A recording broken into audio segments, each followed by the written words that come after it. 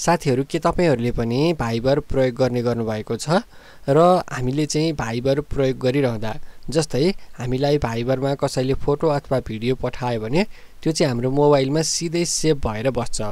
र अब तपाई चाहिँ आफ्नो भाइबरमा आएका त्यस्ता फोटो भिडियोलाई चाहिँ आफ्नो मोबाइलमा अटो डाउनलोड हुने अप्सनलाई अफ गर्न चाहनुहुन्छ अथवा तपाईको मोबाइलमा चाहिँ भाइबरमा आएका फोटो भिडियो अटो डाउनलोड हुँदैन त्यसलाई अटो डाउनलोड हुने बनाउन चाहनुहुन्छ त्यसो हो भने आजको भिडियोमा चाहिँ हामीलाई भाइबरमा आएको फोटो भिडियो अटो डाउनलोड हुने अप्सनलाई कसरी अन अफ गर्न सकिन्छ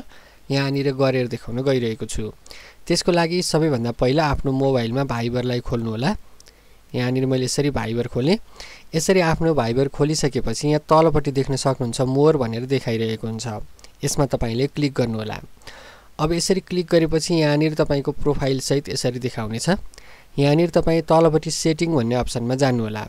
यसमा क्लिक गर्नुहोस्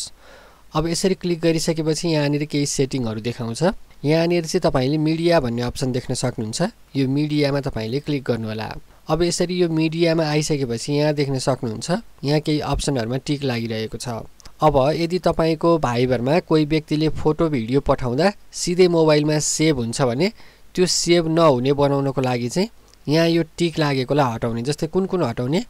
सेभ टु ग्यालरी भनेको छ यसलाई हटाउने त्यसपछि यहाँ auto download media over mobile network भनेको छ तपाईको मोबाइल नेटवर्क अर्थात डाटाबाट चलाइरहनु भएको छ भने पनि अटो डाउनलोड हुनेछ यो अन गर्नुभयो भने यसलाई हटाउनुहोस् त्यसपछि अर्को अटो डाउनलोड मिडिया होइन कनेक्टेड टु वाइफाई भनेको छ हाम्रो मोबाइल चाहिँ वाइफाईमा कनेक्ट हुने बित्तिकै अटो डाउनलोड हुने यो टिक लागिरहेको छ यसलाई पनि हटाउनुहोस् यदि टिक हटाउनु भयो भने तपाईको भाइबरमा कुनै फोटो भिडियो आएको छ र त्यो अटोमेटिक तपाईको मोबाइलमा डाउनलोड हुन्छ भने अब चाहिँ डाउनलोड हुँदैन अब यदि तपाईकोमा चाहिँ डाउनलोड भइरहेको छैन डाउनलोड हुने बनाउन चाहनुहुन्छ भने यहाँ आएर यो सेभ टु ग्यालरीमा टिक लगाउनु होला त्यसपछि अब डाटाबाट पनि डाउनलोड हुने बनाउन चाहनुहुन्छ भने यो auto download media over mobile नेटवर्कमा टिक लगाउनु होला यदि डाटाबाट नगर्ने हाम्रो मोबाइल चाहिँ वाइफाई कनेक्ट हुने बित्तिकै डाउनलोड हुने बनाउन चाहनुहुन्छ भने यो auto download media when connected to wifi भनेको चाहिँ यसमा टिक लगाउनु होला अब त्यसपछि चाहिँ तपाईको मोबाइल वाइफाईमा कनेक्ट हुने बित्तिकै भाइबरमा आएका फोटो भिडियो डाउनलोड हुन्छ